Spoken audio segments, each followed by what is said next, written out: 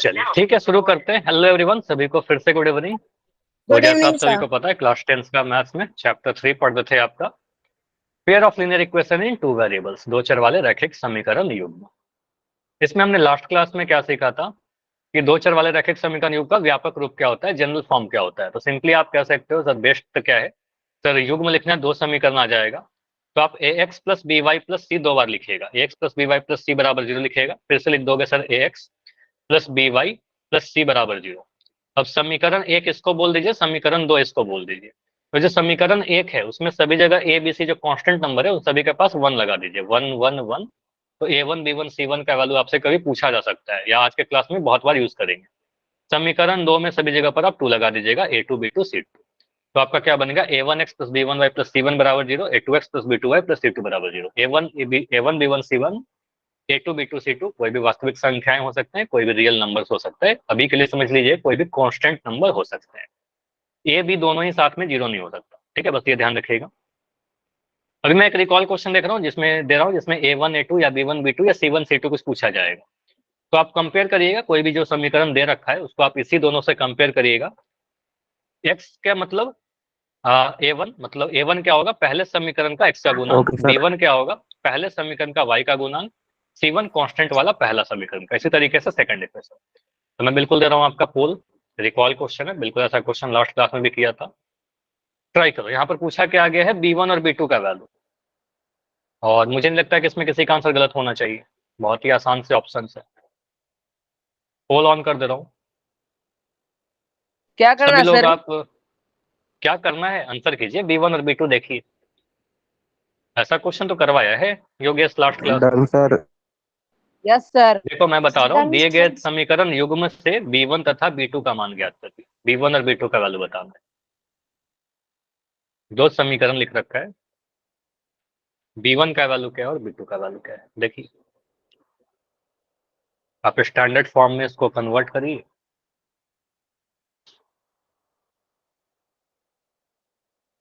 दो समीकरण जब भी रहेगा तो युग्म बन गया, ठीक है। दो चर है, रैखिक है, तो आप स्टैंडर्ड फॉर्म से इसको भी देखिएगा, A done one X plus sir. B one. Okay, तो हमें कैलकुलेट करना है बी वन का वैल्यू। कैलकुलेट नहीं करना है, बस देख लेना है, बहुत ही आसान सा है। कैलकुलेशन क्या ही करोगे, 15 सेकंड और रुकेंगे, ज्यादा टाइम नहीं लेंगे क्योंकि आसान क्वेश्चन है, इसमें कुछ सॉल्व करना ही नहीं है। अगर टाइम वाला क्वेश्चन होता बिल्कुल टाइम मिल जाएगा आपको, ये आसान सा है। लास्ट 10 सेकंड, 10 सेकंड और। बैठे मत रहिए, जाकर आप वोट करो, ठीक है। बी वन और बी टू का वैल्यू देखो, और ये पहचानना जरूरी है, तभी कि आज के क्लास समझ में आएगा आपको, ठीक है। Last 5 second, 5 4 3 2 1। Sir B. Poll को मैंने एंड किया है। B sir. बी होगा आंसर पक्का। चलो बिल्कुल बी ही होगा, देखते हैं यहाँ पर कैसे करेंगे। देखो समीकरण जो पहला लिख रखा है इसको आप कंपेयर किससे करोगे, पहले तो मुझे दिख रहा है सर जो स्टैंडर्ड फॉर्म होता है उसमें दाएं तरफ जीरो होना चाहिए। आप कन्वर्ट कर सकते हो, नहीं भी करोगे तो भी सही आएगा। आप ऐसे में लिख दे रहा हूँ अभी के लिए। पहला वाला जो समीकरण है इसको आप लिख रहे हो सर 2x माइनस का 3y बराबर 4। तो इसको आप कन्वर्ट करिएगा तो क्या लिखेगा सर, 2x माइनस का 3y, ये 4 इधर आकर के बन जाएगा माइनस का 4। हालांकि जरूरत नहीं थी, फिर भी मैंने लिख दिया इसको। अब इसके नीचे आप लिखोगे इसका स्टैंडर्ड फॉर्म, तो क्या लिखेंगे sir, A one X plus B one Y plus C one बराबर जीरो। तो इससे आप देखिएगा तो बी वन का वैल्यू क्या दिख रहा है मुझे, माइनस का 3 दिख रहा है, तो बी वन का वैल्यू आपका -3 हो गया। अब ऑप्शन को देखेंगे तो ऑप्शन नंबर ए तो रिजेक्ट हो गया, बी वन का वैल्यू 2 है, गलत हो गया। ऑप्शन सी में सही लिख रखा है, ऑप्शन सी में देखा बी वन का वैल्यू 4 है जो कि गलत है। ऑप्शन डी में -3 है ए वन जो कि यहाँ भी सही है। अब बी और डी हो सकता है। अब बी टू से डिसाइड करेंगे। अब समीकरण दो देखिए, समीकरण दो में क्या है, 9x plus 7y is equal to zero. अब जीरो को तो दाएं लाके कोई फायदा नहीं है बाएं साइड, ठीक है। तो आप इसको लिखेगा sir a2x plus b2y plus c2 बराबर जीरो। तो यहाँ से आप देखिएगा b2 का वैल्यू क्या है, 7 है, ठीक है। y का कोएफिशिएंट, तो y का वैल्यू यहाँ पर 7 दिख रहा है, तो -7 नहीं होगा, रिजेक्ट हो गया। ऑप्शन नंबर बी सही है, ठीक है। तो मोस्टली सभी का आंसर सही था। b1 का वैल्यू -3 होगा और b2 का वैल्यू 7 होगा। ये ध्यान रखिएगा, अगर किसी भी का कोएफिशिएंट नेगेटिव रहता है ना तो उसका साइन के साथ बोलते हैं, ठीक है। -3 बोलेंगे, 3 नहीं बोलेंगे। समझ में आया। ऐसा तो किया था क्वेश्चन, किया था। आसान क्वेश्चन था, ठीक है। अब A1 B1 C1 अगर हमसे A1 A2 पूछता तो वही बता देते, B1 B2 पूछता बता दिया, C1 C2 पूछता वही बता देते। तो आज के क्लास में वही करना है, हमें बार बार A1 B1 C1 A2 B2 C2 निकालना होगा। क्या सीखना है आज के टॉपिक में, जो हमने लास्ट क्लास में थोड़ा डिस्कस भी किया था, संगत तथा असंगत रैखिक समीकरण युग्म। आपको बताया था कि यहाँ पर 3 कंडीशंस आएंगे, गुणांकों को तुलना करते हैं। समझिए इसमें संगत तथा असंगत कैसे डिसाइड करेंगे, बिना हम लोग लाइन बनाए हुए। आपको पता है लाइन बना करके, अगर मैं आपसे पूछूं, मुझे बताओ कि अगर हमारे पास 2 ग्राफ बनाया, 2 लाइन बनाया और उसका ग्राफ इंटरसेक्टिंग आ गया, मतलब प्रतिच्छेदी आ गया, तो संगत है कि असंगत है? संगत सर। संगत है। एक हल होगा तो आप एक कहोगे बिंदु सर ये कॉमन संगत है। हो जाएगा। हाँ, एक बिंदु कॉमन, एक हल है तो संगत हो गया। अगर मैं बोलूं कि लाइन पैरेलल हो गया तो इसको क्या बोलते हैं? असंगत।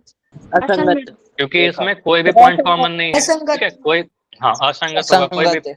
बस एक बार बोलिए, बार बार मत बोलिए। देखो यहाँ पर क्या है, 2 लाइन पैरेलल है, कभी एक दूसरे को नहीं इंटरसेक्ट करेगा, ठीक है। तो यहाँ पर आप क्या बोलोगे, सर ये असंगत होगा, कोई ठीक है। हल नहीं। असंगत क्यों? क्योंकि कोई हल नहीं है इसलिए असंगत है। रीजन यही है कि कोई हल नहीं होगा इसलिए असंगत है। और अगर मैं बोलूं कि एक लाइन के ऊपर ही दूसरा लाइन चला गया, संपाती है, संपाती रेखा। ठीक है। संगत। तो संपाती की रेखा में क्या बोलेंगे? हाँ, अनेक इसको हल। क्या बोलेंगे सर? अनेक हल। संगत क्या संगत? संगत या असंगत? सर अनेक हल। संगत। संगत। तो इसको भी अनेक हल है इसलिए संगत है, ठीक है। तो यहाँ पर बोलेंगे सर संगत 2 केस में आता है, प्रतिच्छेदी और संपाती में। और असंगत कब आता है? जब हमारा समांतर रेखा है, ठीक है। तो लाइन बना करके तो हम देख लेंगे, कंक्लूजन हमने सीख रखा है।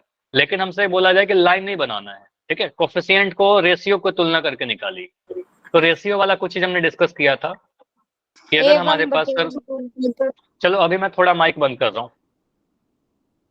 अभी समझिए, कंसेप्ट समझना है आपको, उसके बाद माइक ऑन करूंगा समझाने के बाद। यहाँ पर क्या है आपका, a1x plus b1y plus c1 बराबर 0 and a2x plus b2y plus c2 बराबर 0, 2 समीकरण युग्म दे रखे हैं। अब यहाँ पर आप क्या बोलोगे, सर हम ग्राफ बना करके तो देख सकते हैं लेकिन ग्राफ नहीं बनाना है, रेशियो की तुलना अगर करना है तो 3 कंडीशन हमें याद रखना होगा। हम क्या करेंगे, कोई भी दिए गए समीकरण में से a1 a2 b1 b2 c1 c2 लिख लेंगे नंबर। कोई a1 a2 b1 c2 b2 c1 c2 क्या होगा, कोई नंबर रहेगा, वास्तविक संख्या रहेगा। अब आप रेशियो निकालोगे, अनुपात निकालोगे। अनुपात क्या होता है आपको पता था लास्ट क्लास में, अगर मैं बोलूं x और y का अनुपात निकालिए तो आप कहते हो x बटा y, ठीक है। फ्रैक्शन के फॉर्म में लिख देते हैं, उसको सिंपलेस्ट फॉर्म में करेंगे काट के, ठीक है। तो पहले आपने क्या किया कि सर a1 बटा a2 निकाला, फिर क्या किया सर आपने b1 बटा b2 निकाला, फिर क्या किया आपने c1 बटा c2 निकाला। हमेशा समीकरणों को ऐसे लिखिएगा, a1x plus b1y plus c1 और a2x b2y c2, ठीक है, इस तरीके से।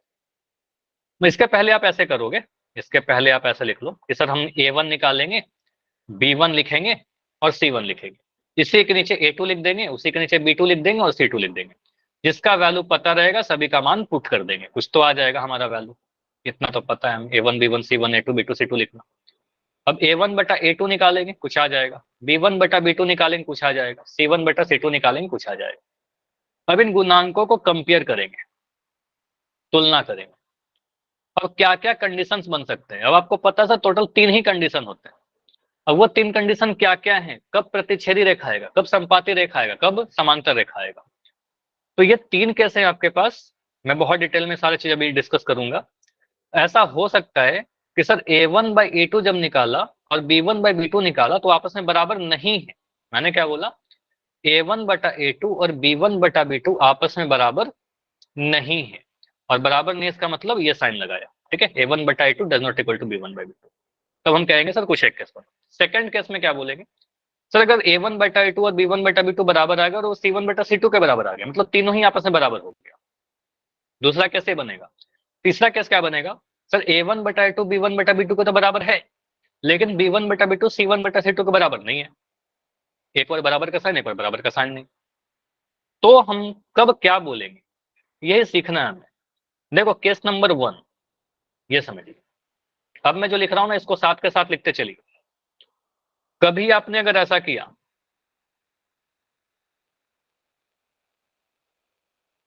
केस वन पैरेलल नहीं हो तो समझ लो ना, फिर आप लिखते रहिएगा चैट में, अभी आप समझ लो फिर मैं बताऊंगा उसके बाद। कुछ नहीं समझ में आ रहा, अभी क्या समझा रहा हूँ, अभी आप लिखो तो समझो तो पहले, ठीक है, समझने की कोशिश करो, समझ में आ जाएगा, ठीक है। आप चैट में लिखते रहोगे नहीं समझ में आएगा, ठीक है। केस नंबर 1 एग्जाम्पल से करेंगे, बहुत चीज क्लियर होगा। पहले कुछ टाइम दीजिए, पेशेंस रखिए, ठीक है, पेशेंस रखोगे समझ में आ जाएगा। अगर हमारा क्या होता है, A1/A2 हमने निकाला और B1/B2 निकाला, दोनों आपस में बराबर नहीं हो रहे हैं, ऐसे केस में क्या क्या कंक्लूजन लिख लेगा। पहला चीज आप बोलोगे सर इसका जो लाइन बनेगा वो लाइन प्रतिच्छेदी रेखा का आएगा, ये ऐसे लिख दीजिए। सबसे पहले याद कर लो कि सर इसमें क्या होता है, सर इसका एक हल होता है। अब मुझे बताइए एक हल होने के केस में हम क्या बोलेंगे, लाइन कैसा होगा, अब आंसर बताइए। एक हल होता है तो क्या लाइन बनेगा, लाइन कैसा बनेगा, प्रतिच्छेदी, समांतर, या फिर एक हल का मतलब प्रतिच्छेदी, एक बिंदु पर काटेगा मतलब प्रतिच्छेदी बनेगा, ठीक है। तो यहां से आप बोलो सर इसका लाइन जो बनेगा वो प्रतिच्छेदी रेखाएं आएगा, ठीक है। अब प्रतिच्छेदी रेखा है और अगर एक हल है, इसको संगत बोलेंगे क्या संगत बोलेंगे, तो आप संगत बोलोगे। तो केस नंबर 1 जो था वो संगत वाला था, एक हल वाला था, प्रतिच्छेदी वाला था। अगर कभी हमने ऐसा किया, A1 A2 B1 B2 और C1/C2 निकाला और हमारा कुछ ऐसा आता है कि A1/A2 जो आ रहा है वो B1/B2 के बराबर आ गया, तो इससे हमें कुछ नहीं पता चलता। A1/A2 अगर B1/B2 के बराबर आएगा तो कुछ नहीं पता चलेगा, हम C1/C2 भी निकालेंगे। अब C1/C2 भी इसके बराबर आ जाए, तीनों ही आपस में बराबर आ गया, इसका मतलब क्या हो गया, इसका मतलब तीनों ही अगर बराबर है तो ये संपाती रेखा होगा, इसके अनेक हल होंगे, ठीक है, इसके अनेक हल होंगे।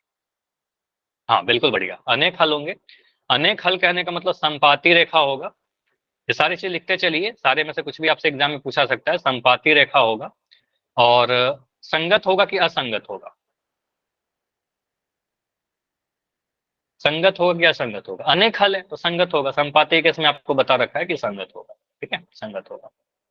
उसके बाद अगर मैं बोलूं तीसरा केस कि अगर हमारे पास A1/A2 हमने निकाला और वो B1/B2 के बराबर आ गया, तो बराबर आने का मतलब कुछ नहीं पता चलता, आप C1/C2 भी निकालिएगा और C1/C2 बराबर नहीं आ रहा। तो कभी अगर ऐसा केस बनता है आपका कि एक बार आपने बोला इक्वल टू का साइन सर बराबर है, एक बार आपने बोला बराबर नहीं है, तो ये ध्यान रखिएगा अगर आपके एक ही बार आपने बोला सर बराबर भी और बराबर नहीं भी, दोनों ही चीज अगर आ गया, तो इसके केस में आप बोलेंगे सर इसके कोई हल नहीं होंगे, ठीक है, इसका कोई हल नहीं होगा, ठीक है, कोई हल नहीं हो। याद करने के लिए याद कर लिखिएगा, अगर एक बार बराबर नहीं आता है, दोनों ही साइन अगर एक साथ आ गए तो कहेंगे सर बराबर नहीं, इसका कोई हल नहीं होगा। कोई हल नहीं होने का मतलब कोई बिंदु पर नहीं काटेगा, तो समांतर रेखा बड़ी, तो इसका मतलब समांतर रेखा, ठीक है। और समांतर रेखा के इसमें इसको संगत बोलेंगे या असंगत बोलेंगे, इसको असंगत बोलेंगे, कोई हल नहीं है तो इसको असंगत कर दें, इसको असंगत कहें। चलिए इस पेज की आप स्क्रीनशॉट ले सकते हो, इसके बाद में फिर से अब ये सारी चीजें एग्जाम्पल के साथ करेंगे। अभी तो बस कंडीशन बता दिया, इस कंडीशन को नोट डाउन कर लीजिए, कब क्या होगा।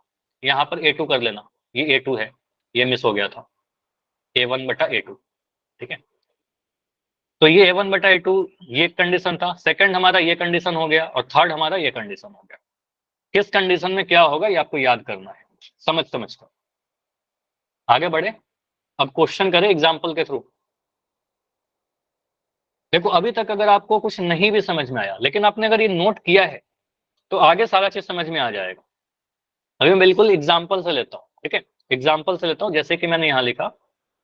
हाँ सचिन क्या डाउट है सचिन, माइक ऑन करके बताओ। सर पिछले में है डाउट।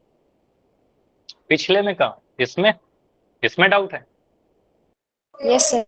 बताओ क्या डाउट है। सर इसको ये बराबर के निशान को काट लिया, इसको क्या कहते हैं। अगर मैं कभी ऐसा लिखता हूँ ना, साइन में अगर डाउट है, देखो अगर मैं यहाँ पर लिखता हूँ 5 और यहाँ पर 5, इसका मतलब क्या हुआ, दोनों बराबर है तो ऐसे लिख देना 5 5 के बराबर है। मैं लिखता हूँ 5 और यहाँ लिखता हूँ 7, तो इसका मतलब 5 7 के बराबर नहीं है। मैं लिखता हूँ 2/4 और यहाँ लिखता हूँ, ऐसा लिख दूँ, चलो इसको लिखो 1/5, यहाँ भी लिखा 1/5, तो दोनों क्या है, दोनों बराबर है। बराबर यहाँ लिखा 1/5, यहाँ लिखा 3/7, तो कहेंगे सर बराबर नहीं है। नहीं sir. Clear Sachin. Yes yes sir. कहते क्या है इस चलो साइन को। Yes sir. Not equal to sign कहते हैं, क्या है? बराबर नहीं है, बस ये ऐसा बोलो हाँ, ना कि 1/5 तो 1 दिन भर by 7 के 5 बराबर not नहीं है, equals to 3 by। है ना, बराबर नहीं है। हिंदी में बोलिए बराबर नहीं है, ऐसे बोलिएगा नॉट इक्वल टू। ठीक है, इसको कहते हैं इक्वल टू, इसको नॉट इक्वल टू। ठीक है, चलो अभी आगे आते हैं। अब बहुत चीज आपको इस क्वेश्चन से समझना है, ये आपके एनसीईआरटी का क्वेश्चन होगा या आपके एग्जाम का क्वेश्चन होगा। देखो यहाँ पर क्या लिख रखा है, दो समीकरण दे रखा है, आपसे पूछ रहा है कि संगत है कि असंगत है, लाइन कैसा बनेगा और कितने हल होंगे, लेकिन हमें लाइन ड्रॉ नहीं करना है, कोफिशिएंट को तुलना करें। तो आप क्या करिएगा, सीधी रेखा में। इसको आप इस तरीके से तुलना करिएगा, पहला इक्वेशन 2x प्लस फोर अगर वाई प्लस प्रतिच्छेद 4 करती हुई बराबर 0, रेखा है। प्रतिच्छेद करेगी, देखते हैं क्या आंसर आता है। अब यहाँ पर सीधे आंसर संगत। तो नहीं लिख सकते, ठीक है, अभी ढेर सारा आंसर आ रहा है, संगत प्रतिच्छेदी, देखते हैं क्या होगा। देखो आप इस वाले इक्वेशन को, तो ये इक्वेशन 1 है हमारा। देखो आप एग्जाम में क्या क्या लिखोगे, इस वाले को इक्वेशन 2 बोल दोगे। अब समझिएगा बड़ा ध्यान से, आप बोलोगे सर इसकी तुलना किससे करेंगे। पहला इक्वेशन है a1x plus b1y plus c1 is equal to 0 से। इसकी तुलना क्या करेंगे sir, a2x plus b2y plus c2 equal to 0 से। हमेशा लिखने की जरूरत है क्या सर, नहीं, आपका अगर बिना लिखे हुए आंसर सही आ रहा है, लिखने की कोई नीड नहीं है, डायरेक्ट आप a1 b1 c1 लिख पा रहे हो तो लिख दीजिएगा। तो पहले समीकरण को देखकर मुझे बताइए, सभी लोग लिखिएगा a1 का वैल्यू क्या है, a1 का वैल्यू क्या है। दोनों ही बोर्ड में आता है प्रियांशु, हरियाणा बोर्ड या सीबीएसई बोर्ड, सभी बोर्ड में आता है। ठीक है, तो a1 का वैल्यू आपका यहाँ पर 2, x का कोफिशिएंट पहले इक्वेशन का, तो यहाँ से बोलेंगे सर a1 का वैल्यू 2 आ गया। b1 का वैल्यू क्या है, y का कोफिशिएंट 4, तो यहाँ लिख दिया मैंने 4। c1 का वैल्यू क्या है, यहाँ पर 4, तो मैंने लिख दिया 4। ठीक, अब मैं बोलूं a2 का वैल्यू क्या है, a2 का वैल्यू 4 यहाँ पर दिख रहा है। सेकंड वाले क्वेश्चन पर आ जाइए ना, सेकंड वाले क्वेश्चन का a2, ठीक है, x का कोफिशिएंट, तो यहाँ पर 4 दिख रहा है, तो यहाँ से बोलेंगे सर 4। b2 का वैल्यू सेकंड वाले इक्वेशन का y का कोफिशिएंट, तो y का गुना, यहाँ पर आ गया 3, और यहाँ पर 8। देखो यहाँ पर कहीं माइनस नहीं था तो मैंने माइनस नहीं लगाया, अगर माइनस होता तो माइनस भी लगाते हैं। ठीक है, ये आ गया। अब हमने a1 b1 c1 a2 b2 c2 ऐसे लिख लिया, और जब भी लिखेगा तो आप a1 b1 c1 a2 b2 c2 उसी के नीचे लिखिएगा। ठीक है, अब मैं आपसे क्या पूछ रहा हूँ कि मुझे बताओ, क्या आप यहाँ पर a1 बटा a2 निकाल करके बता सकते हो मुझे कि a1 बटा a2 कितना आएगा, बताइए। a1 बाई a2, a1 को a2 से डिवाइड करिए, तो a1 का वैल्यू है आपका 2, a2 का वैल्यू 4, तो लिख दोगे सर यहाँ पर 2/4 आया, और 2/4 को आप सिंपलेस्ट फॉर्म में करिएगा, काटिएगा, तो मिल जाएगा सर 2 एकम 2, 2 एकम 2, 2 दूनी 4, तो ये आ गया 1/2। तो हमारा क्या आ रहा है, a1 बटा a2 जो आया वो 1/2 आ रहा है। ठीक है, एक चीज तो हमने निकाल लिया, a1 बटा a2 इक्वल टू 1/2। ठीक है, अब मैं बोल रहा हूँ b1 बटा b2 कितना आ रहा है, b1 बटा b2, चैट में लिख रहे हो बहुत सारे बच्चे, तो b1 का वैल्यू आपका 4 है, b2 का वैल्यू आपका 3 है, तो यहाँ लिखा 4/3, b1 बटा b2 4/3। ठीक है, मैंने लिख दिया, ये तो नहीं कटेगा इसलिए यहीं पे कर दिया। अब c1 बटा c2 निकाल करके देख लिया, हालांकि c1 c2 की जरूरत है नहीं, लेकिन फिर भी मैं कह रहा हूँ c1 बटा c2 निकाल करके देखो क्या आ रहा है, 4/8। तो यहाँ बोलेंगे सर 4/8 कहने का मतलब क्या, 4 एकम 4, 4 दूनी 8, तो यहाँ बोला c1 बटा c2 आ रहा है 1/2। ठीक है, c1 बटा c2, हालांकि c1 बाई c2 निकालने की कोई जरूरत थी नहीं। आप यहाँ पर बताओ a1 बटा a2 और b1 बटा b2 को पहले देखोगे, तो ये दोनों सेम है कि अलग अलग है, दोनों का वैल्यू सेम है या अलग अलग है, अलग अलग है। ऑफकोर्स 1/2 आ रहा है, 4/3 आ रहा है, तो आप कहोगे सर 1/2 4/3 के बराबर तो नहीं होता, अलग अलग है, तो आप कह सकते हो यहाँ पर a1 बटा a2 जो है वो b1 बटा b2 के बराबर नहीं है, ऐसा बोल सकते हैं, a1 बटा a2 जो है वो सर b1 बटा b2 के बराबर नहीं। और अगर कभी a1 बटा a2 b1 बटा b2 के बराबर नहीं होता, तो इस केस में हमने क्या क्या आपको कंक्लूजन सिखाया, अभी अभी थोड़ी देर पहले कुछ कुछ लिख रहे थे, बताओ। अगर c1 बटा c2 को देखना भी नहीं है, अब इसकी कोई जरूरत है नहीं है मेरी, तो a1 बटा a2 अगर b1 बटा b2 के बराबर नहीं है, तो हम कहेंगे सर ये लाइन कैसा बनेगा, ये लाइन प्रतिच्छेदी बनेगा। ठीक है, प्रतिच्छेदी। ठीक है, लाइन कैसा बनेगा कोई पूछेगा तो बोलेगा प्रतिच्छेदी रेखा होगा। ठीक है, कितने हल होंगे, प्रतिच्छेदी रेखा है इसका मतलब एक हल होगा, एक हल होगा, या फिर इसको लिख सकते हैं सर अद्वितीय हल होगा। ठीक है, अद्वितीय हल भी लिखते हैं कई बार। ठीक है, अद्वितीय हल होगा, ठीक है। अद्वितीय मतलब कोई दूसरा हल नहीं होगा इसका, यूनिक सॉल्यूशन। और संगत होगा कि असंगत होगा? एक हल है ना, एक हल इसका मतलब इसको कहेंगे सर संगत युग्म, ठीक है। युग्म कैसा है? संगत युग्म।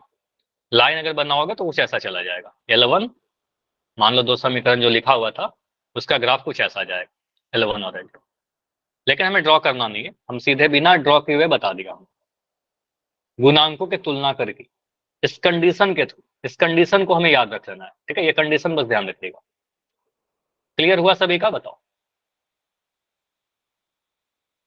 ये सारी चीजें क्लियर?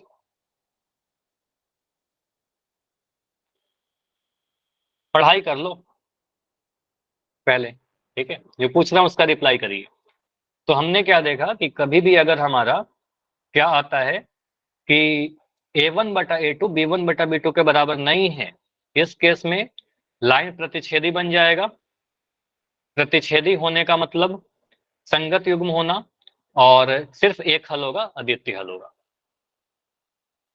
आ गया सही से? चलो अगला क्वेश्चन है आपका ऐसा, 2x प्लस 8y प्लस 4 बराबर 0, 4x प्लस 16y प्लस 8 बराबर 0।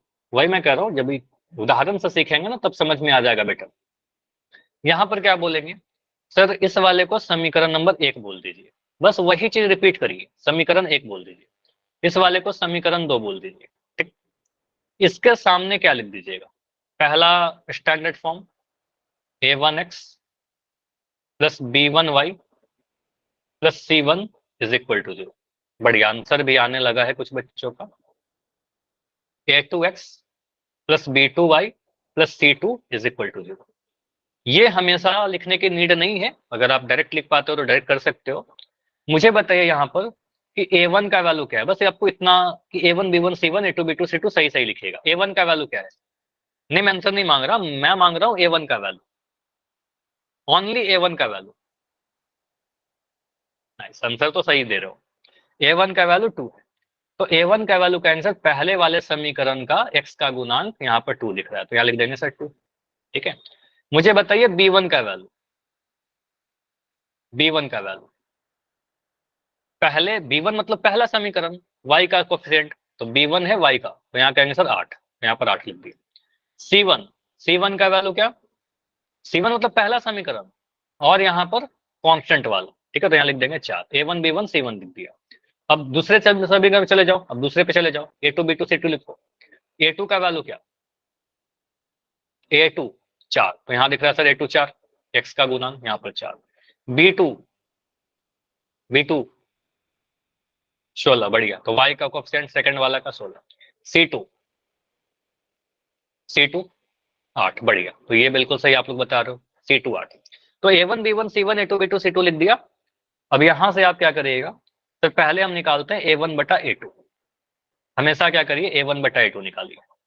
A1 बटा A2 करेंगे सर 2 बटा 4 आ जाएगा, 2 को 4 से। हमेशा A1 B1 C1 के नीचे A2 B2 C2 लिखना, बहुत आसानी से आप दिख जाएगा आपको, A1 बटा 2 2 बटा 4। और 2 बटा 4 कहने का मतलब क्या आ गया सर, ये आ गया 1 बटा 2, ठीक है। ये 2 1 कम 2, 2 दूनी 4 कट गया, तो 1 आया हमारा 1 बटा 2, तो ये तो हमने लिख दिया सर, A1 बटा A2 आ गया हमारा 1 बटा 2। अब आप कैलकुलेट करिए B1 बटा B2 कितना आ रहा है बताओ। 8 बटा 16 आ रहा है क्या? B1 को B2 से डिवाइड किया तो 8 एकम 8, 8 दूनी 16, तो मिल रहा है सर 1 बटा 2 यहाँ भी। तो A1 बटा A2 B1 बटा B2 को तो बराबर दिख रहा है। अब बराबर दिख रहा है तो हम कुछ नहीं बोल सकते, अभी और देखेंगे आगे, ठीक है। तो अभी और देखते हैं, C1 बटा C2 बताइए, C1 बटा C2 कितना आएगा? 4 बटा 8, तो यहाँ पर आएगा 4 बटा 8, ठीक है। तो 4 एकम 4, 4 दूनी 8, तो यहाँ से आ गया 1 बटा 2। ऑटोमेटिकली क्लास कट रही है तो वो बस नेटवर्क के चलते होता है, ठीक है। फिर जल्दी से रिज्वाइन कर लो, और कोई ऑप्शन है नहीं, ठीक है। तो A1 बटा A2 निकाल लिया, B1 बटा B2 निकाल लिया, C1 बटा C2 निकाल दिया। देखो A1 बटा A2 जब निकाला तो भी आपका 1/2 आया, B1 बाई B2 भी 1/2 आया, और C1 बाई C2 भी 1/2 आया। तो दिख रहा है ना सारा सेम, सारा इक्वल। तो हम कह सकते हैं सर A1 बटा A2 B1 बटा B2 के बराबर है, और B1 बटा B2 C1 बटा C2 के बराबर है, मतलब ये ऑल आर इक्वल्स, ठीक है। तो हम कह सकते हैं A1 बटा A2 is equal to B1 बटा B2 is equal to C1 बटा C2, ये तीनों ही आपस में बराबर है। अब अपने कॉपी में देखिए कि ये कंडीशन मैंने कहां पर लिखा था, ये कंडीशन मैंने क्या क्या लिखा था कंक्लूजन। तो यहाँ पर बोलो सर पहला कंक्लूजन, अगर तीनों ही बराबर हैं तो इसका लाइन क्या होगा सर, संपाती लाइन होगा। ठीक है, संपाती कहने का मतलब एक लाइन के ऊपर ही दूसरा लाइन चला जाएगा। ठीक है, दूसरा लाइन चला जाएगा। अब दूसरा लाइन अगर उसी के ऊपर है तो बहुत सारे पॉइंट कॉमन मिल गए, अनेकों पॉइंट कॉमन मिल गए, तो इसके कितने हल होंगे? सेकंड कंक्लूजन, कितने हल होंगे? तो अपरिमित रूप से अनेक हल होंगे। ठीक है, अपरिमित, देखो ये सारे लैंग्वेज हैं, अपरिमित रूप से अनेक या फिर अनेक, कुछ भी लिखा जा सकता है आपके एग्जाम में, अनेक हल। ठीक है, इनफाइनाइट मेनी सॉल्यूशन। ठीक है, या फिर सीधे लिख देगा अनगिनत सॉल्यूशन, अनंत सॉल्यूशन, कुछ भी लिख सकते हैं। और थर्ड कंक्लूजन मुझे बताइए, संगत या असंगत? ऑफ कोर्स बहुत सारे हल हैं, तो हल तो है ना, हल है इसका मतलब संगत है। ठीक है, बहुत सारे हल है, इसको संगत कहेंगे, कंसिस्टेंट कहेंगे। तो ये तीनों कंडीशन आपको याद रखना है। क्लियर?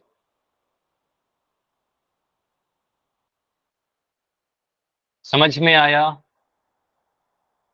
तो कभी भी अगर आपका कुछ ऐसा आता है कि a1/a2 b1/b2 के बराबर हो, c1/c2 के बराबर, तो तीनों कंडीशन आप लिख सकते हो। अब एग्जाम में हो सकता है कि आपसे पूछे कि संपाती होगा क्या होगा, लाइन कैसा बनेगा, हो सकता है हल कितने होंगे ये पूछे, हो सकता है कि संगत या असंगत पूछे, है ना, कुछ ही पूछ सकता है।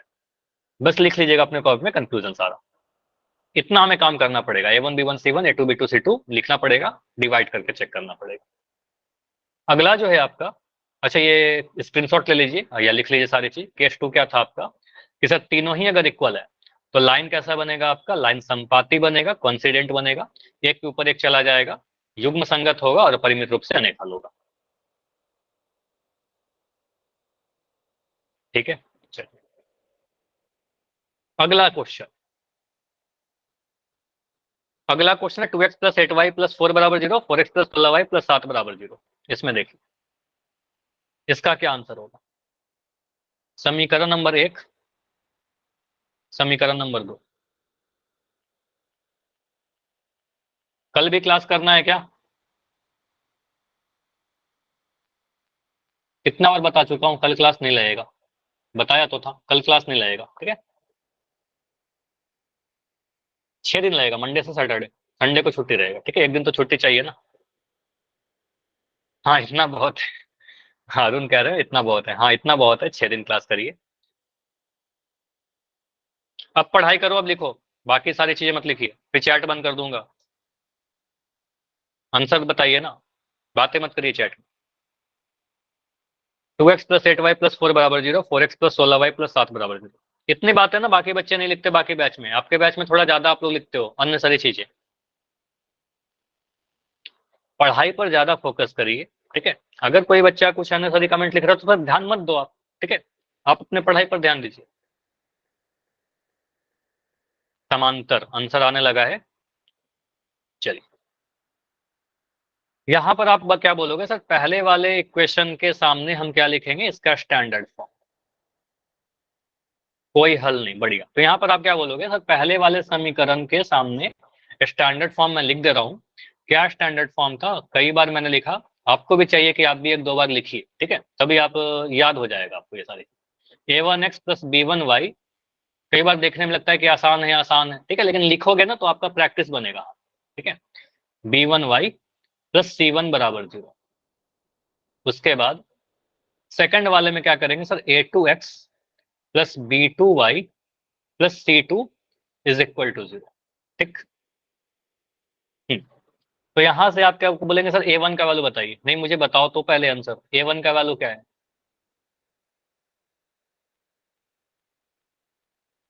a1 का वैल्यू बताओ ना, 2।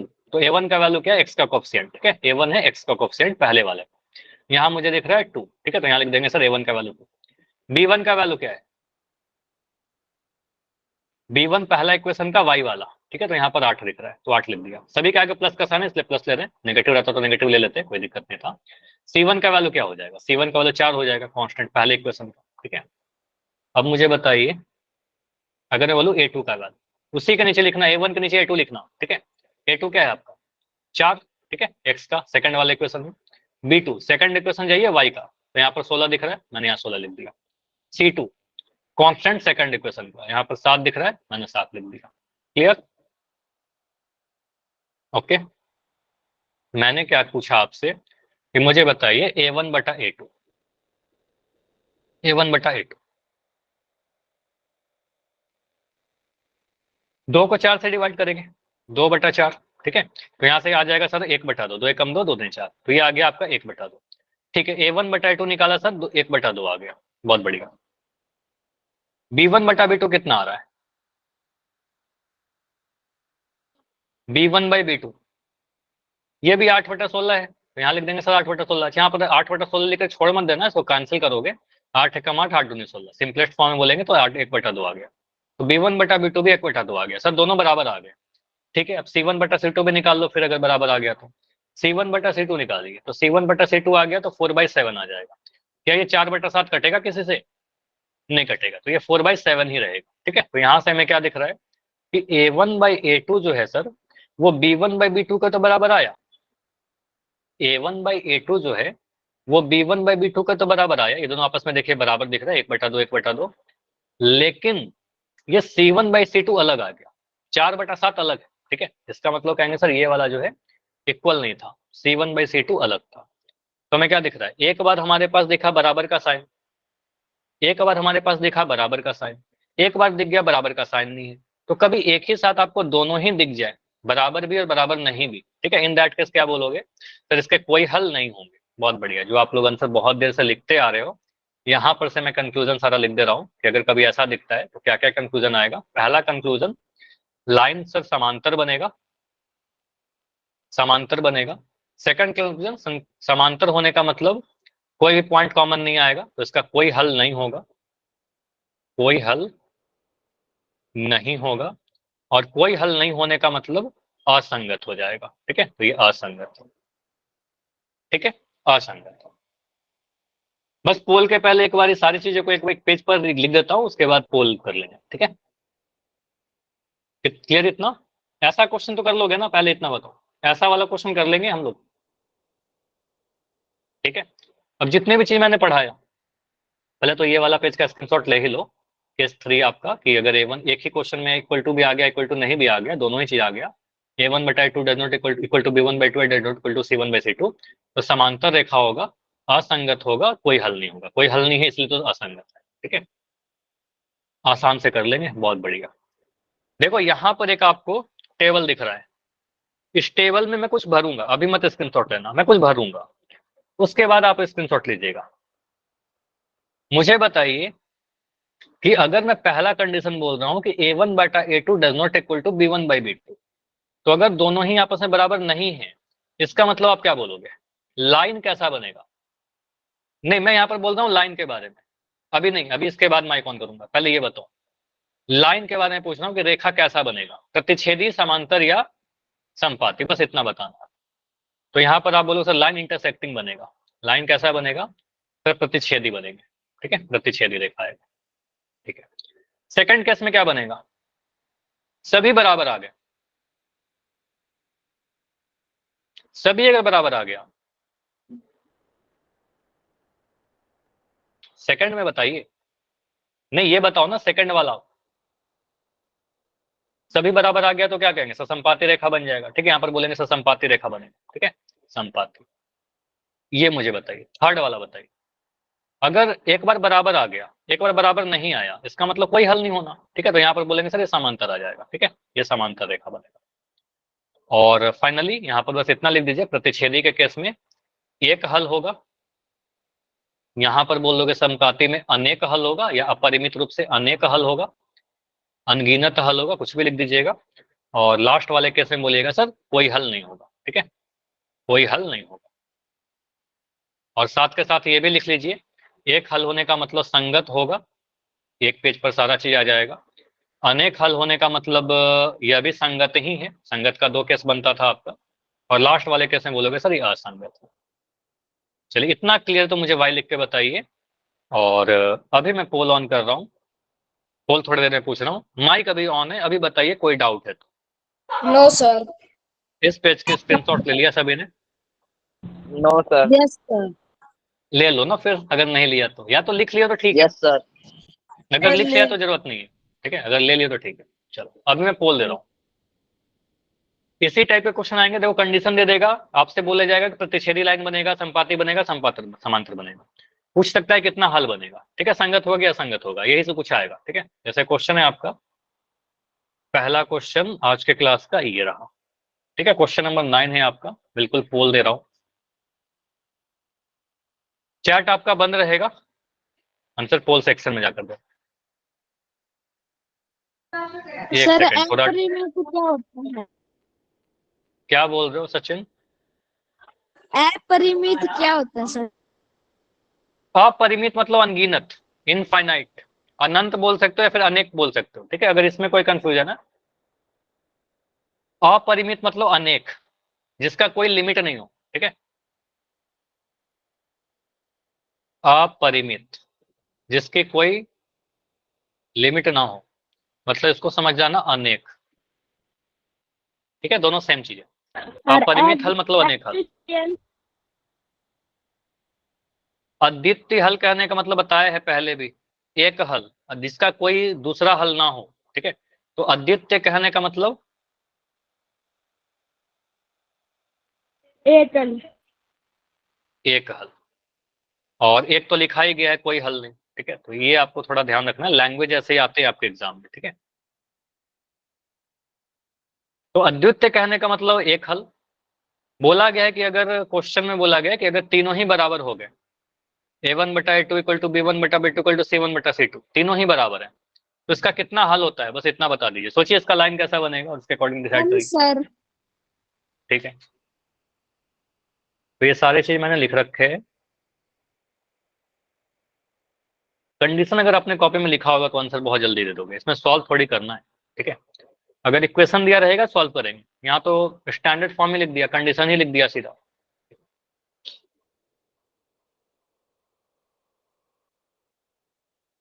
ट्वेंटी 25 सेकंड और रुकेंगे, 25 सेकंड और।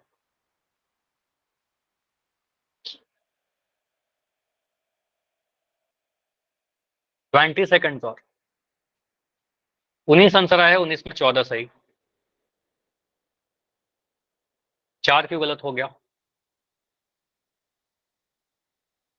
तो आसान सा क्वेश्चन है, आप बस देखिए कि तीनों ही अगर बराबर होंगे तो उसके लाइन कैसे बनेंगे और उसका हल कितना होगा। अद्वितीय हल कहने का मतलब एक हल, कोई हल नहीं मतलब तो डन पता ही सर। कोई हल नहीं। अपरिमित हल कहने का मतलब अनेक हल, ठीक है। Done sir. और ऑप्शन ए बी सी, ठीक है, ए बी सी में ही से आएगा, डी तो आएगा नहीं, चाहे तीन ही केस बनेगा, या तो अद्वितीय हल होगा, या तो कोई हल नहीं होगा, या तो अपरिमित होगा। चलो 5 सेकंड और रुकेंगे, 5 4 3 2 1। क्लास में से 26 बच्चे हैं सर क्या? सी अपरिमित हल। इतना क्यों हड़बड़ी करते हो? देखो अभी पोल ऑन है, फिर भी आपने आंसर बता दिया, इतना जल्दबाजी नहीं करना है, ठीक है। चलो पोल को मैं एंड कर रहा हूं अभी। सी सर। चलो, तो यहाँ पर आंसर सी आएगा। ये और सर क्यों सी आएगा? क्योंकि यहाँ पर देखो क्या बोला गया, A1/A2, कंडीशन क्या लिख रखा है, A1/A2 जो है सर वो B1/B2 के बराबर दे रखा है, और B1/B2 है जो C1/C2 के बराबर है। तीनों ही आपस में बराबर हो गए। देखो हरियाणा बोर्ड में पूछा गया है, ठीक है, तीनों ही बराबर है, तो यहाँ पर मैंने क्या बोला था, उसके लाइन कैसे बनेंगे सर, संपाती रेखाएं बनेंगे ना, एक लाइन के ऊपर दूसरा लाइन चला जाएगा। और संपाती कहने का मतलब इस पे बहुत सारे पॉइंट कॉमन दिख रहे हैं, तो इसके अनेक हल होंगे, और अनेक हल कहने का मतलब अपरिमित रूप से अनेक हल, ठीक है, मतलब अनगिनत हल। ऑप्शन नंबर सी हमारा सही आंसर हो जाएगा, ठीक है। कोई हल नहीं बनेगा इसमें आदित्य। अच्छा संगत होगा क्या, संगत होगा, संगत या संगत, ये भी तो सर पूछ सकता है। संगत, क्योंकि अनेक हल है तो अनेक हल होने का मतलब संगत संगत है। होना, ठीक है, तो इसको हम कह देंगे संगत, ठीक है, अगर पूछता तो संगत बोलते हैं, ठीक है। अगला कंडीशन जो है, क्वेश्चन में कंडीशन ही लिख रखा है, सीधे सीधे बताइए कि अगर हमारे पास ऐसा कंडीशन दे दिया कि A1/A2 does not equal to B1/B2, चलिए चैट आपका बंद रहेगा, पोल आपको ऑन कर रहा हूं थोड़ी देर में, पोल ऑन है आप। क्या होता है? क्या बोल रहे हो मनोज? अद्वितीय। Done sir. बताया तो, लास्ट क्वेश्चन में बताना, आदित्य हल कहने का मतलब एक हल, कोई हल नहीं मतलब कोई हल नहीं, अपरिमित मतलब अनेक हल, और इनमें से कोई नहीं तो है, ठीक है। जब भी अद्वितीय लिखा रहे इसका मतलब एक हल, ठीक है। क्योंकि आदित्य मतलब दूसरा हल नहीं, ठीक है, कोई दूसरा नहीं है, तो सिंगल, ठीक है। तो कंडीशन क्या दे रखा है, A1 बटा A2 अगर B1 बाई B2 के बराबर नहीं है, डन सर। तो इस कंडीशन में क्या बोलते हैं, ठीक है। Done sir. ठीक है, बस आप वोट कर दीजिए, पता चल जाएगा कितने बच्चों ने किया। अभी तक 17 ने किया है, ठीक है। सर कितने बच्चों का ठीक है? अभी तक जितने आंसर आए उसमें 10 आंसर सही है, ठीक है। अगर A1 by A2 B1 by two B2 के बराबर नहीं है, तो यहाँ पर क्या कंडीशन जाएगा, कैसे आंसर करेंगे।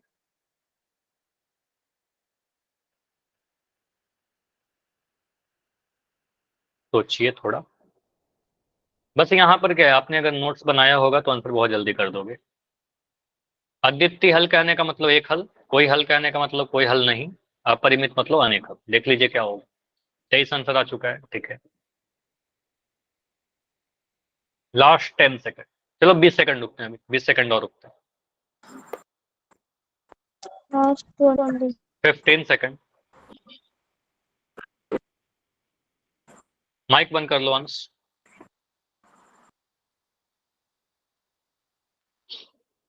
10 सेकंड, 10 सेकंड और।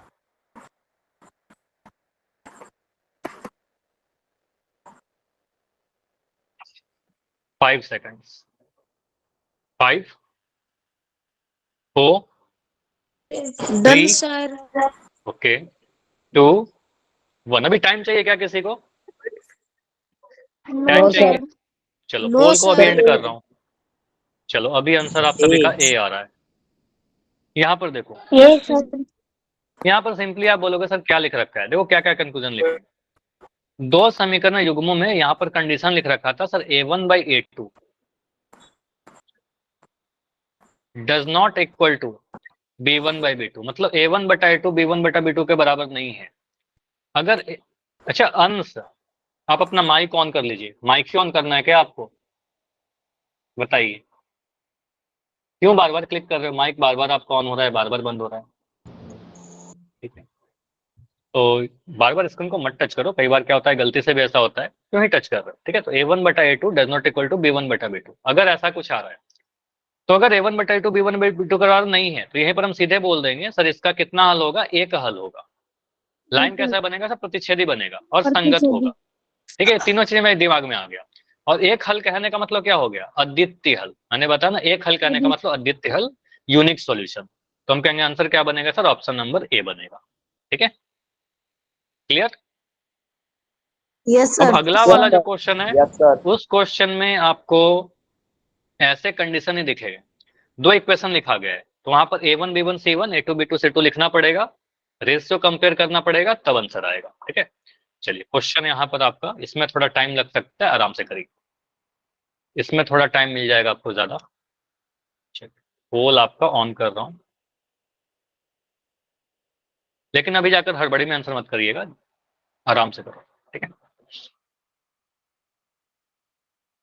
यहाँ पर कंडीशन ही रखा, दो इक्वेशन लिख दिया आगे, ठीक है। तो आप पहले वाले इसको इक्वेशन 1 बोलिएगा, इस वाले को 2 बोलिएगा, ठीक है। A1 B1 C1 लिखिएगा, A1 B1 C1 लिख देना, उसके नीचे A2 B2 C2 लिख देना, ठीक है। A1 के नीचे A2 लिखो, B1 के नीचे B2 लिखो, C1 के नीचे C2 लिखो, ठीक है। उससे जल्दी दिख जाता है, ठीक है, रेशियो क्या होगा। और जो भी, ठीक है, जैसा भी आपका कंडीशन आता है जो पढ़ाया उसके अकॉर्डिंग आंसर कीजिए। सर A1 A10 होएगा। A1 क्या बोला, फिर से बोलो। सर A10 A7 क्या लिख दिया? दो बच्चे ने माइक ऑन कर लिया, फिर से बोलो योगेश। सर A10 के नीचे 1 कैसे लिख दिया? A1 आएगा सर ये। देखो मैं क्या बोल रहा हूँ, चीजों को अच्छे से समझिए। इस वाले को मैंने क्या बोला, ये जो हमारा पूरा समीकरण है ना, इस समीकरण को मैंने बोला ये समीकरण नंबर 1 है, उसको 1 नहीं बोला था, इस समीकरण को समीकरण 1 बोला। इस वाले समीकरण को मैंने बोला ये समीकरण नंबर 2 है, ठीक है, इसको 2 नंबर दे दीजिए, ठीक है। अब इसके अकॉर्डिंग काम करिए, ठीक। मैंने वहां पर ऐसा थोड़ी बोला कि ये 1 है, ठीक है, ऐसा कुछ नहीं है। समीकरण को नंबरिंग करते हैं ना, समीकरण 1, समीकरण सर B2 का क्या आएगा? आप देखिए B2 का वैल्यू क्या आएगा। B2 क्या है, सेकंड वाले इक्वेशन में y का गुणांक। सर कितना आंसर सही है? सही की अगर मैं देखूं डेटा, तो अभी ज्यादातर आंसर तो सही दिख रहे हैं। 19 आंसर आए हैं, 19 में 10 सही है। ठीक है, सर B2 का अभी वैल्यू बताइए। मैं बता दूं, फिर एग्जाम में आपको कोई नहीं बताएगा। देखो थोड़ा मैं समझ में याद नहीं कर आ रहा रहा हूँ। सर। मैं ठीक बताऊं है, सर? बहुत ठीक है, ठीक है, ठीक है, ठीक है, मैं कर रहा हूँ यहाँ पर कुछ चीजें आपको हिंट दे रहा हूँ। नहीं, मैं बता रहा हूँ। नो अभी सर। माइक आपका थोड़ी देर के लिए बंद कर रहा हूँ, अभी समझो। कुछ हिंट है आपके लिए। जैसे मैं क्या कर रहा हूँ, पहला वाला जो समीकरण था ना, ऐसे लिख दो। अगर कुछ भी नहीं समझ में आया ना, तो उसका हर चीज का आप सही तरीके से लिखिए, जैसे मैंने आपको बताया। 6x + 3y + 10 = 0, ये समीकरण 1 है आपका। इसके नीचे आप लिख दो a1x + b1y + c1 = 0। अब आपको दिख जाएगा ना a1 b1 c1। अब सेकंड वाला इक्वेशन देखो, 2x - का y + का 9 = 0। तो यहाँ लिख दोगे सर a2x + b2y + c2 = 0। अब मुझे बताइए b2 का वैल्यू क्या दिख रहा है आपको। अगर सिर्फ b2 में दिक्कत है तो b2 का वैल्यू -1 होगा। चलो ये मैंने बता भी दिया। अगर सिर्फ b2 में दिक्कत है तो b2 का वैल्यू -1 आएगा, ठीक है, क्योंकि b2 क्या है, y का गुणांक है, सेकंड वाले का, सेकंड इक्वेशन में। तो सेकंड इक्वेशन में y का गुणांक मुझे -1 दिख रहा है, ठीक है। कोई नंबर नहीं से है, इसका मतलब 1 तो रहा होगा, उसके आगे माइनस का साइन है तो -1 आ जाएगा। सर ये A1 और A2 काट सकते हैं? काट सकते हैं, बिल्कुल काट सकते हैं, क्यों नहीं काटेंगे। अगर आपका आता है, मैंने काटा भी है, 2/4 आया है, तो 2/4 को मैंने काटा था ना 1/2 में, सिंपलेस्ट फॉर्म में लिख लिया, ठीक है। A1 का वैल्यू लीजिए, A2 का वैल्यू लीजिए। अगर वो कुछ कभी ऐसा आता है, मान लो फॉर एग्जाम्पल मैंने A1/A2 लिखा, कहीं यहाँ पर लिख देता हूँ, ठीक है। A1/A2 मान लो, ये क्वेश्चन का लिए लिख रहा हूँ, रैंडम लिख रहा हूँ, ठीक है। A1/A2 निकाला, और मान लो कभी आ गया 10 बटा या कुछ ऐसे लिखता हूँ, डन सर। 20/5, तो इसको काटेगा 5 चौके 20, 4 आ जाएगा वो, डन सर। बिल्कुल कटेगा, ठीक है। वो तो पूरे मैथमेटिक्स में कहीं पर एक फ्रैक्शन रहेगा तो कटेगा ना। भिन्न को हमेशा आप सिंपलेस्ट फॉर्म में ही लिखते हो, ठीक है। 25 आंसर आ चुके हैं। और किसी को टाइम चाहिए क्या? No yes sir. Sir. No sir. ठीक है, ओके ओके, ठीक है। जिनको नहीं चाहिए उनको तो माइक ऑन करने की नीड नहीं है, ठीक है, मुझे पता है आप लोग आंसर कर चुके हो। जिनको चाहिए वो बस बच्चे मुझे माइक ऑन करके बता दो, सर टाइम चाहिए। चलो नो 20 सेकंड रुकते, 20 सेकंड रुकते,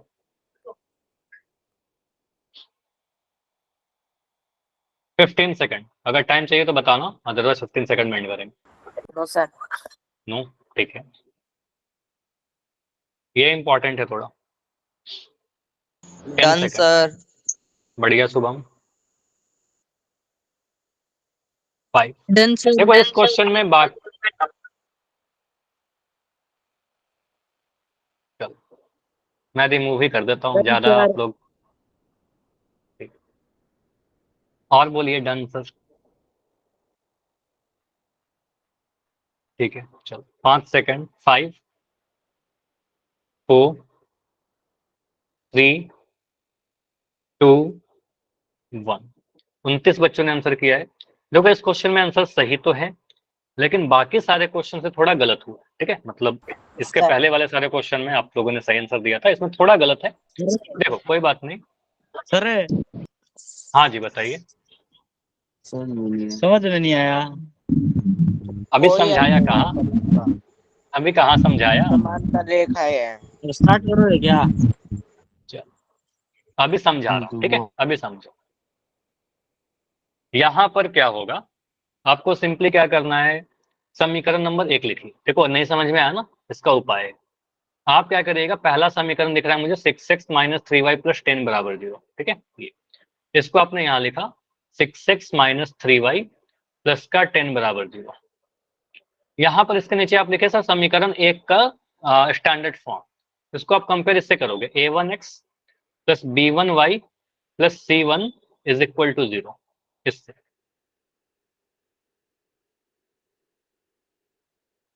क्वेश्चन में यही बोला गया था कि आपका दो समीकरण दे गया था, इसका बोला गया था कितने हल होंगे, कौन सा सत्य है, ठीक है। तो आपको देखना था इनमें से कौन सा सत्य है। आदित्य हल होगा, कोई हल नहीं होगा, परिमित होगा, इनमें से कोई हल नहीं होगा, ठीक है। चलो, तो यहां से आपने कंपेयर किया इन दोनों को। अब समीकरण 2 देखिए, समीकरण 2 है आपका 2x - y + 9 = 0, ठीक है। अब इसको आप समीकरण 2 बोल रहे हो तो इसके नीचे आप लिखिए a2x + b2y + c2 = 0, ठीक है। अब यहां से आप देखोगे ऐसा क्यों लिखा, ऐसा इसलिए लिखा क्योंकि मुझे a1 b1 c1 और a2 b2 c2 बहुत जल्दी से दिख जाए। तो यहाँ से आप लोग बताओ चैट में लिख के a1 का वैल्यू क्या है।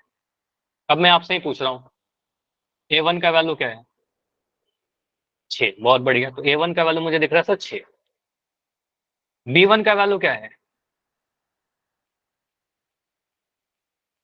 3। बढ़िया से देखो योगेश, -3। बहुत बढ़िया, तो यहाँ पर आएगा -3। तो मैं लिखूंगा -3, 3 नहीं लिखेंगे, -3 लिखेंगे। c1 का वैल्यू बताइए, 10 आ जाएगा। c1 का वैल्यू यहाँ पर 10 आ जाएगा। क्लियर। अब मैं अगर बोलूं कि a2 का वैल्यू बताइए, a2 का वैल्यू बताइए। हाँ जी मनोज बताइए, कुछ बोलना है, मनोज बताओ।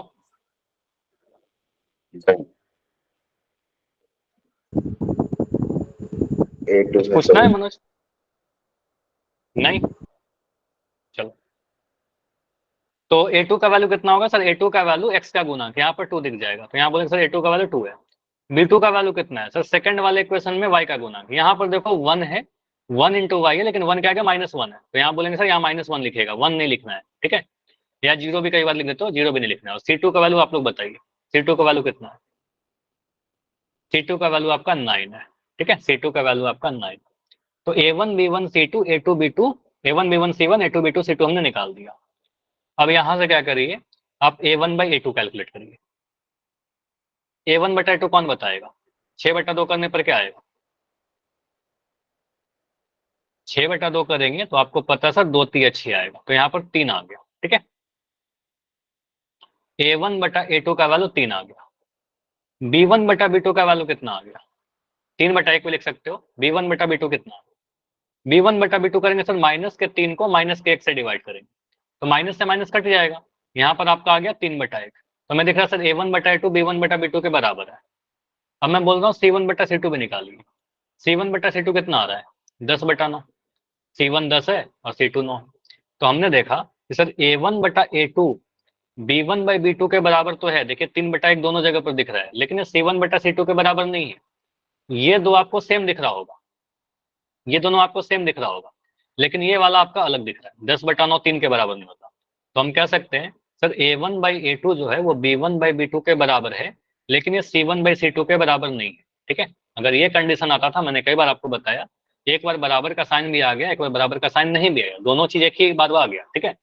a1/2 b1/b2 के बराबर है, लेकिन वो c1/c2 के बराबर नहीं है। कभी भी अगर ऐसा आता है, इसका मतलब क्या हो गया, इसका कोई भी हल नहीं होगा। पहला कंक्लूजन, कोई हल नहीं होगा, इस समीकरण युग्म का कोई हल नहीं होगा। कह सकते हैं सर असंगत होगा।